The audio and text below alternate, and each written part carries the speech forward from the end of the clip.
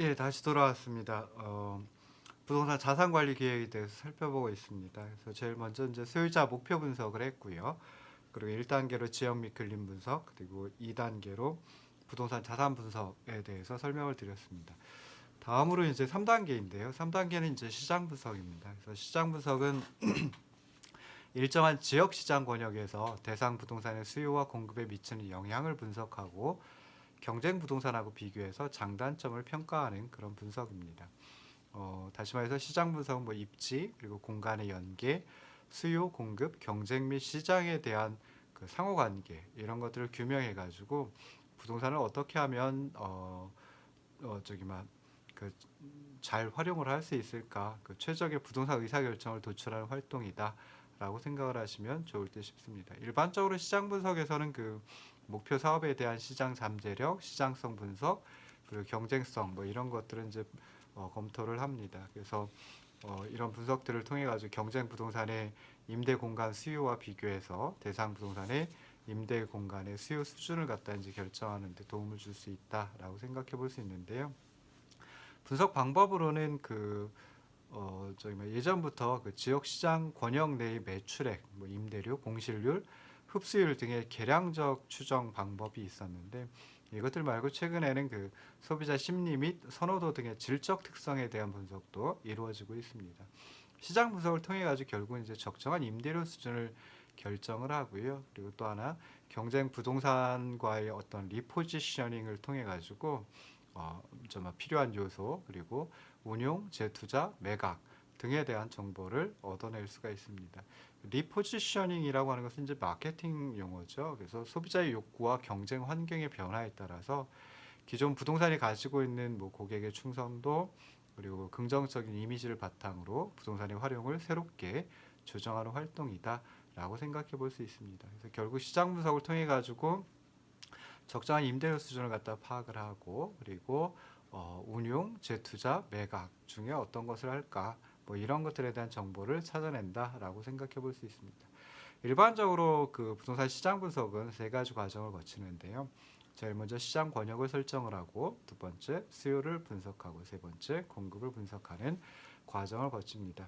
먼저 이제 시장 권역을 설정을 해야 되는데요. 시장 권역 설정에 영향을 미치는 요인을 처음 살펴보도록 하겠습니다. 그래서 크게 한 5가지 정도를 생각을 해볼 수 있습니다. 그래서 부동산 시장 권역의 규모와 형태에 영향을 미치는 요인, 첫 번째 자연적인 지형과 인공 구조물, 두 번째 인구 밀도, 세 번째 교통 상황, 네 번째 행정구역 경계와 학군, 그리고 다섯 번째 이제 개발 유형과 범위 뭐 이런 것들이 있습니다. 그래서 자연적인 지형 같은 경우에는 그 실질적으로 통행에 영향을 미칠 수 있죠. 그리고 사회적인 심리적인 어떤 장벽이 되기도 합니다. 그리고 옹벽과 같은 인공 구조물도 그 시장 권역 설정에 이제 영향을 미칠 수 있습니다. 두 번째 인구 밀도에 대해서 살펴보면요. 고밀도로 개발된 도시 인근의 쇼핑센터 같으면은 소도시 또는 농촌 지역의 쇼핑센터에 비해서 시장 권역의 범위가 좁아지게 됩니다. 그러니까 도시 인근의 쇼핑센터 같으면 좀 많죠. 그래서 소도시 또는 농촌 지역의 쇼핑센터는 뭐 소도시나 농촌 지역에 뭐 한 군데 뭐 이런 정도 있습니다. 그러다 보면은 그 하나의 쇼핑센터가 소도시 또는 농촌 지역 전체를 갖다가 커버를 해야 되는데요. 근데 도시 인근의 쇼핑센터 같으면 여러 개가 있기 때문에 좀 시장 권역의 범위가 좁아진다라고 생각해 볼 수 있습니다. 그래서 일반적으로 인구 밀도가 높아질수록 시장 권역은 좀 좁게 설정되는 그런 그 경향이 있습니다. 교통 상황도 시장 권역에 영향을 미칩니다. 그래서 교통 체증이 심하다라고 하면 잠재적인 수요자들이 부동산의 매입이나 임차를 포기할 수도 있습니다. 그렇기 때문에 교통 상황도 시장 권역에 영향을 미치고요. 뭐 학군이 좋다 또는 뭐 범죄율이 낮다라고 하는 그런 지역의 주거용 부동산은 시장 권역이 넓어지고 행정구역 경계, 뭐 행정구역 경계는 뭐 대부분 이제 동질성을 가져다 주기도 합니다. 그래서 뭐 가구 소득, 가구의 구성, 교육 수준, 연령 뭐 이런 것들에 이제 동질성을 가져다 주는 경우가 많은데요. 그래서 행정구역 경계와 동질성 뭐 이런 것들은 주거용 그리고 소매용 부동산의 시장 권역을 결정하는데 굉장히 중요한 영향을 미친다라고 생각해 볼 수 있습니다. 그 다음에 개발 유형과 범위도 시장 권역 설정에 영향을 미치는데요. 개발 사업이 커질수록 시장 권역이 더 넓어지고요. 그다음에 복합 용도 개발 사업 같은 경우에는 용도별로 이제 다른 시장 권역을 가질 수가 있습니다. 그렇기 때문에 개발 유형과 범위도 시장 권역 설정에 영향을 미친다라고 생각해 볼 수 있습니다. 그래서 이런 그 요인들을 고려해 가지고 시장 권역을 결정을 해야 되는데요. 시장 권역을 설정하는 그 과정은 크게 한 4가지 과정이 있습니다. 그래서 고객 포획을 위해서 시장 권역을 구분하는 과정이 있고요. 그다음에 시장의 경쟁력을 파악하고, 그다음에 세 번째 대상 부동산 실사를 해야 되고요. 네 번째 근린 생활 시설과의 근접성 검토, 뭐 이런 그 과정을 거쳐서 시장 권역을 설정하게 됩니다. 그 고객 포획을 위한 시장 권역 구분은 뭐 인구 통계 조사 자료라든지 행정구역, 그다음에 지리정보 시스템, 뭐 GIS 이런 것들을 이용해 가지고 반복 구매 고객을 이끌어낼 수 있는 시장 권역을 뭐 1차 그리고 2차 시장 권역으로 구분하는 것이다라고 생각하시면 좋을 듯 싶습니다. 주거용 그리고 소매용 부동산의 시장 권역은 1차 및 2차 시장 권역으로 구성이 되는데요. 1차 시장 권역에는 60 내지 80%의 잠재 고객이 거주하는 지역이 되고요. 2차 시장 권역에서는 1차 권역을 제외한 나머지 20 내지 40%의 잠재 고객이 거주한다라고 생각해 볼 수 있습니다. 그리고 이제 1, 2차 시장 권역에 거주하지 않는 관광객이나 또는 뭐 기타 방문객 이 구매하는 수요는 이제 유입 매출로 구분해 가지고 또 추정을 하기도 합니다. 그래서 대형 의류 쇼핑센터 같은 경우에는 유입 매출이 한 15 내지 20% 정도 이른다라고 생각해 볼 수 있습니다. 이렇게 이제 그 주거용 및 소매용 부동산 말고 뭐 관광 숙박 시설, 호텔이라든지 리조트라든지 하는 경우에는 지역의 인구 현황보다는 오히려 교통 접근성, 관광객의 수, 그다음에 골프, 스키 등의 레포츠 시설, 소득 수준 뭐 이런 것들을 고려해 가지고 시장 권역을 설정해야 하겠죠. 그다음에 시장의 경쟁성을 갖다가 시장의 경쟁력을 파악을 해야 되는데요. 지역 경제 동향 그리고 유사 부동산의 밀집도, 그다음에 유사 부동산의 어떤 성과 이런 것들을 고려해 가지고 시장의 경쟁력을 파악해야 합니다. 업무용 부동산 또는 산업용 부동산 이런 그 수익용 부동산은 주요 교통로라든지 대학교, 종합병원, 쇼핑센터와 같은 상업활동의 중심지 주변에 밀집하는 그런 경향이 있습니다. 뭐 여기서 교통로라고 하는 것은 주요 교통로라고 하는 것은 뭐 고속도로라든지 철도역 그리고 공항, 항구 뭐 이런 것들이 있겠죠. 그다음에 세 번째로 이제 대상 부동산을 갖다 실사를 해야 되는데요.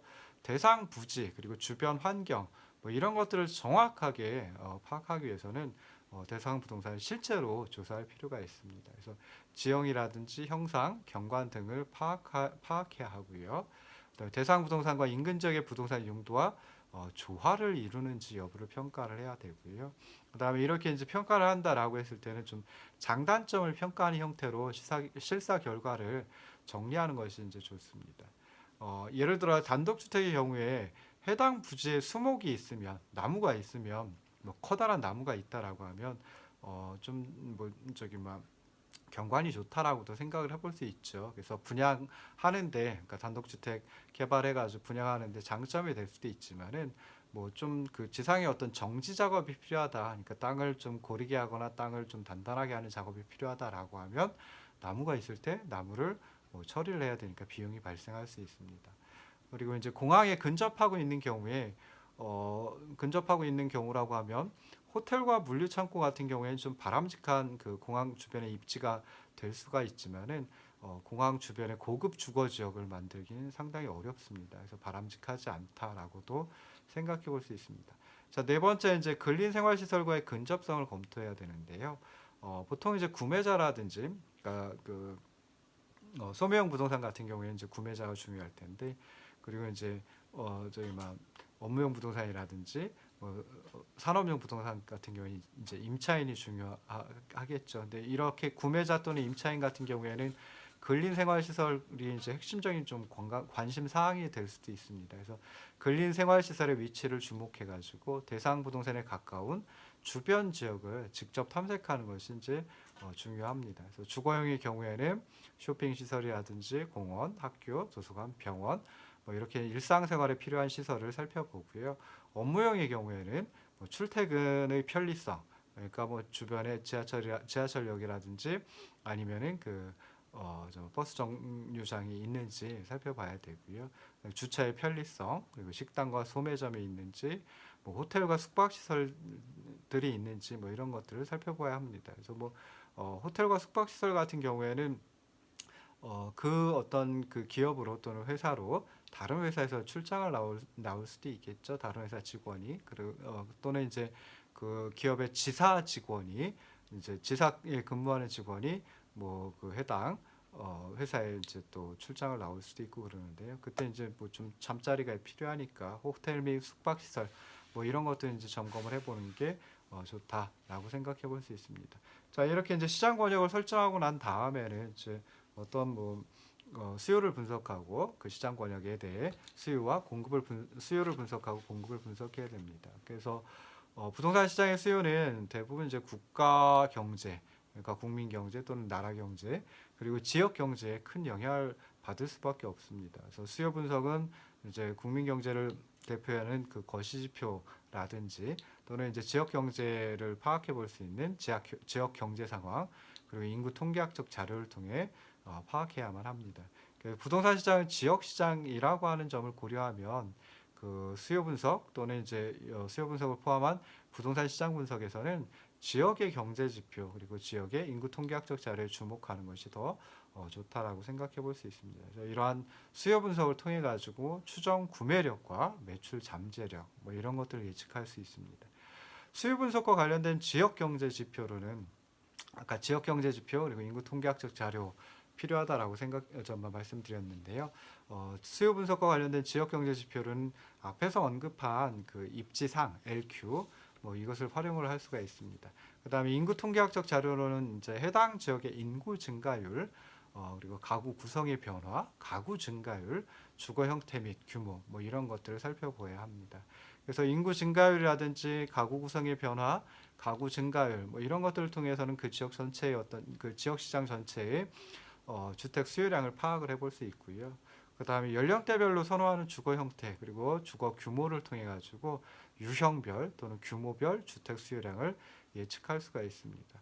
요즘에 이제 가구 구성이 많이 변화를 하고 있죠. 그래서 대표적인 게 이제 1, 2인 가구가 증가를 하고 있는데요.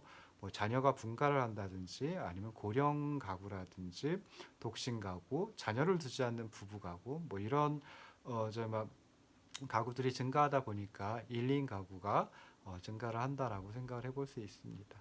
그 다음에 연령대별로 선호하는 주거 형태와 규모 보면요. 예를 들면 베이비 부머 세대 같은 경우에는 이제 지금 은퇴를 하는 시기거든요. 그래서 은퇴 후에는 이제 아무래도 부부만 산다든지 아니면은 뭐 혼자 산다든지 하는 경우가 많으니까 자식을 분가하고요. 그러면 이제 주택 규모를 줄인다든지 또는 이제 저렴한 좀 소형 주택으로 이주하는 경우가 많이 있습니다. 그래서 그런 경우에는 좀 규모도 적고 또는 이제 뭐 그분들이 저기 막 도시 외곽으로 많이 나갈 수도 있고 그러니까 그렇게 이제 유형별 또는 규모별 주택 수요량을 예측할 수 있는 여지가 있습니다. 자, 이렇게 그 수요 분석을 하고 난 다음에 공급 분석을 해야 되는데요. 공급 분석은 주로 이제 지역 시장 권역 내의 부동산 재고의 규모, 그리고 과거 및 현재의 재고 상황, 가까운 시기에 예상되는 건축 활동, 이런 새로운 건축 활동을 통해 가지고 이제 부동산 재고가 증가를 하게 되겠죠. 그래서 이런 것들을 분석을 하고요. 그다음에 두 번째로 이제 대상 부동산과 그 경쟁 부동산과의 비교, 뭐 이런 것도 이제 좀 공급 분석에 포함을 시키는 것이 좋습니다. 그래서 지역 시장 권역 내 부동산 재고 규모라든지 과거 및 현재 재고 상황 그리고 이제 가까운 시기에 예상되는 건축 활동 등을 살펴보면 먼저 이제 주택의 경우에는 주택 등급별로 뭐 이제 고급 주택도 있고 이제 그럴 수 있죠. 그래서 그런 주택 등급별로 현재 및 과거의 재고 가격, 그러니까 뭐 평균적인 거래 가격, 월별 또는 연간 평균 임대료 추이 뭐 이런 것들을 조사해 가지고 동일한 주택 등급의 부동산과 경쟁력이 있는지 판단을 해야 합니다. 그다음에 상업용 및 산업용 부동산, 이제 수익성 부동산이라고 볼 수 있는데요. 이런 경우에는 임대 가능 면적당 평균 월간 또는 연간 임대료 수준 그리고 평균 공실률 추이 뭐 이런 것들을 분석하고요. 그다음에 새롭게 건축 중인 부동산 현황을 파악해 가지고 뭐 사전 임대 규모라든지 아니면 분양 규모라든지 이런 것들을 이제 분석할 필요가 있습니다. 그다음에 경쟁 부동산과의 비교는 그 입지와 연결성, 그다음에 임대료 또는 가격, 관리비, 주차 공간, 편의 시설, 건물과 단지의 유지 보수 비용, 뭐 이런 항목들을 대상으로 해가지고 공급 분석이 이루어집니다. 자, 이렇게 이제 어, 시장 분석을 하고 난 다음에는 네 번째 단계가 대안 분석입니다. 대안 분석은 시장 분석에 기초해 가지고 대상 부동산의 운용이라든지 구조라든지 자산 이용의 변화를 모색하는 분석이다라고 생각해 보시면 좋을 듯 싶습니다. 그래서 대상 부동산 운용의 변화는 뭐 매우 다양합니다. 뭐 좀 크게 보면 뭐 시장 분석에 기초한 새로운 임대 스케줄을 적용하는 또 생각해 볼 수 있고요. 그 다음에 좀 적게 보면은 뭐 에너지 전략형 전구를 교체한다든지 또는 뭐 공동 난방비 전략 방법 뭐 이런 것들까지 해가지고 대상 부동산을 어떻게 운용을 할까 뭐 다양한 그 창의적 노력이 요구된다라고 생각해 볼 수 있습니다. 그 다음에 대상 부동산의 구조를 변화시킬 수도 있겠죠. 그래서 건물의 설비를 뭐 개선을 해가지고 건물의 수명을 연장시키는 방법 뭐 이런 것들을 생각해 볼 수 있습니다. 그다음에 대상 부동산을 어떻게 이용하는지 그 자산 이용의 변화 또 이제 대안을 모색을 해볼 수도 있는데요. 뭐 새로운 용도로 사용하는 재활용이 대표적이다라고 생각해 볼 수 있습니다. 그래서 재활용은 이제 그 기존 부동산을 철거해 가지고 또 신규 건설하는 그런 것보다는 이제 좀 더 비용을 절약할 수 있는 그래서 경제적일 수 있습니다. 뭐 예를 들어 가지고 수익성이 떨어지는 호텔이다라고 하면 좀 개조를 해 가지고 임대 아파트로 활용을 한다든지 할 수도 있겠죠. 자, 그다음에 이제 그 대안 분석에서는 뭐 이런 것들 말고도 그러니까 대상 부동산의 운용, 구조, 자산 이용의 변화 모색하는데요. 뭐 여기서 이제 예상되는 위험에 대한 검토, 그다음에 자금 조달 방법, 그다음에 대체 방안 실현하기 위한 임대 마케팅, 그리고 계량 및 매각과 관련된 전략, 뭐 이런 것들을 함께 모색한다라고 생각을 하시면 좋을 듯 싶습니다. 자, 이제 다섯 번째 단계가 재무 분석입니다. 뭐 재무 분석은 사실 우리 과에서는 재무론 과목들이 많이 있죠. 그래서 거기서 많이 다루셨을 텐데요. 재무 분석은 이제 대상 부동산에서 창출되는 현금 흐름을 예측해 가지고 이 현금 흐름과 관련된 수익률 그리고 위험을 평가하는 분석입니다. 그래서 수익률과 관련해서는 뭐 자기자본 수익률 ROE, 투자 수익률 ROI, 순현재 가치 및 내부 수익률, 그리고 현금 흐름의 증가율, 뭐 자산 가치 증가율, 뭐 이런 것들을 분석을 해볼 수 있습니다. 그다음 위험과 관련해서는 뭐 부채 감당률이라든지 담보대출 비율, 총부채 상환 비율, 공실률, 자본 회수 기간, 뭐 이런 것들을 이제 분석을 해볼 수 있습니다. 부채 감당률, 담보대출 비율, 그리고 총부채 상환 비율은 이제 앞서 조금 길게 설명을 드렸었죠. 자, 재무 분석을 하기 위해서는 여러 가지 정보가 필요합니다. 그래서 뭐 크게 보면은 뭐 적정 임대료 그리고 총 임대료 및 총 예상 수입, 운영 비용, 준비금, 현금 수집 뭐 이런 것들 이런 정보들이 필요한데요. 먼저 이제 자산관리자 같은 경우에 이제 임대차 조건 등을 검토해 가지고 대상 부동산의 어떤 특정 공간에 대한 적정 임대료를 뭐 결정을 해야 합니다. 그래서 적정 임대료는 교통 및 편의 시설, 그다음에 노후도, 건물의 노후도, 그다음에 조망, 뭐 중심 시설에 대한 접근성, 뭐 이런 것들을 분석해가지고 결정하는 것이 맞지만, 근데 이제 잠재적인 임차인의 소득 수준 등을 고려해가지고 좀 조정을 할 필요도 있습니다.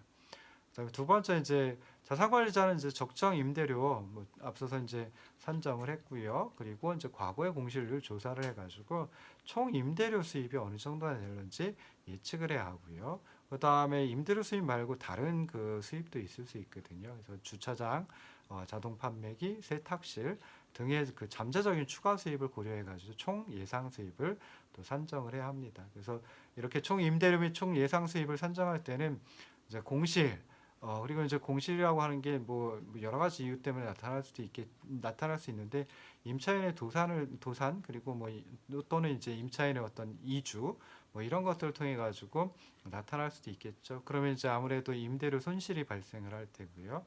그럼 그 임대 손실 비율을 좀 고려를 해야 하고요. 그 다음에 재계약할 때는 뭐 임대료를 갖다 조금 변화시킬 수도 있겠죠. 임대료를 상승시킨다든지 인상한다든지 인하한다든지 할 수도 있겠죠. 그래서 그런 변화 가능성까지도 검토를 해야 합니다.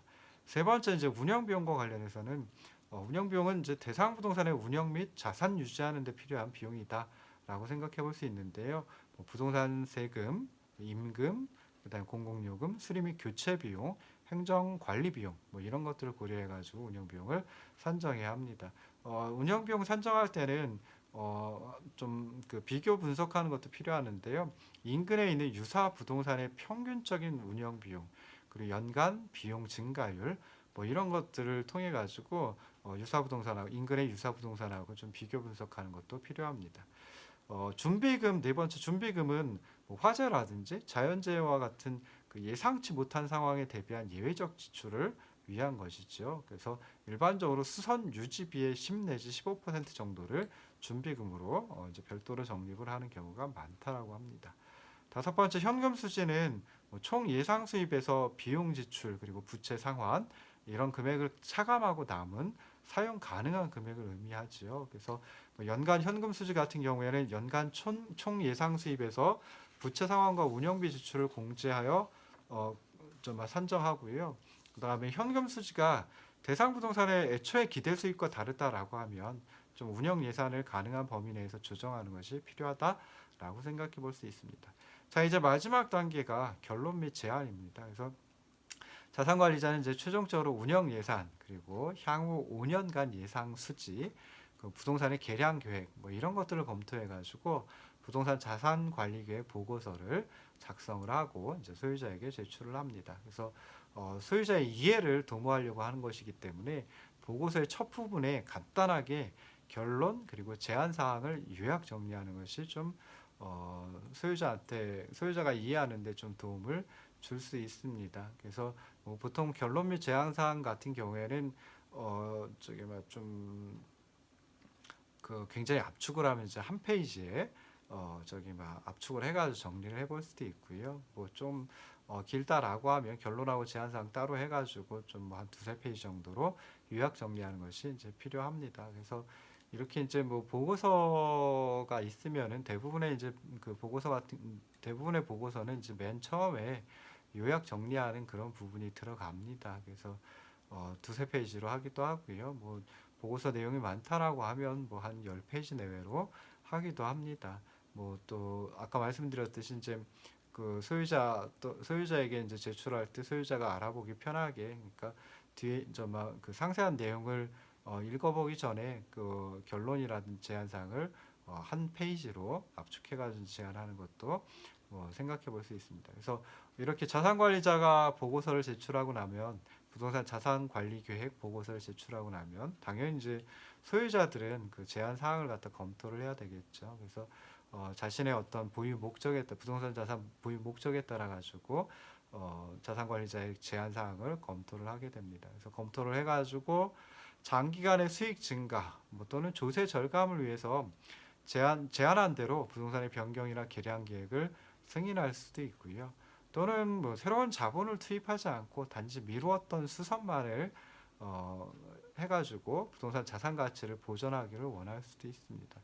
그럼 이제 또 어떤 경우에는 소유자가 조달할 수 있는 자금이 부족하거나 또는 용도 지역 변경이 뭐 단시일 내에 예정되어 있거나 또는 건물의 물리적 경제적 수명이 다했다라고 하면 그런 경우에는 더 이상 자본 지출이나 뭐 변동 없이 당해 부동산에서 단기간 최대한 수입을 창출하기를 원할 수도 있습니다. 그래서 뭐 이렇게 이제 제한 사항을 검토하고 난 다음에는 그 자산관리 계획을 갖다가 받아들여서 자산관리자에게 자산관리를 맡길 수도 있겠죠. 자, 그다음에 만약에 이제 대상 부동산의 자산관리에 변경 사항이 있다라고 하면 당연히 자산관리자는 뭐 이행 시기라든지 단계적 시행 여부 그리고 대상 부동산에 대한 운영 계획을 좀 명시를 하는 것이 필요하다라고 생각해 볼 수 있습니다. 그래서 오늘은 이제 부동산 자산관리 계획, 그러니까 12주차에서는 부동산 자산관리 계획에 대해서 살펴봤는데요. 부동산 자산관리 계획은 뭐 어떻게 보면은 간단한 것 같긴 하지만 간단한 좀 6가지 단계를 거쳐서 이제 이루어지기 때문에 간단하다라고 볼 수도 있지만 실제로 그 마지막에 보고서를 만들기까지는 굉장히 좀 복잡한 그런 과정을 거칠 수밖에 없습니다. 그래서 지역 및 근린 분석을 하고 그다음에 부동산 자산 분석을 하고 대상 부동산을 분석을 하고 시장 분석하고 대안 분석하고 재무 분석하고 이런 모든 것들을 합쳐가지고 좀 결론을 내리고 그다음에 제안을 하는 게 부동산 자산 관리 계획이다라고 생각을 하시면 좋을 듯 싶습니다. 오늘은 여기까지 하도록 하겠습니다. 고생하셨습니다.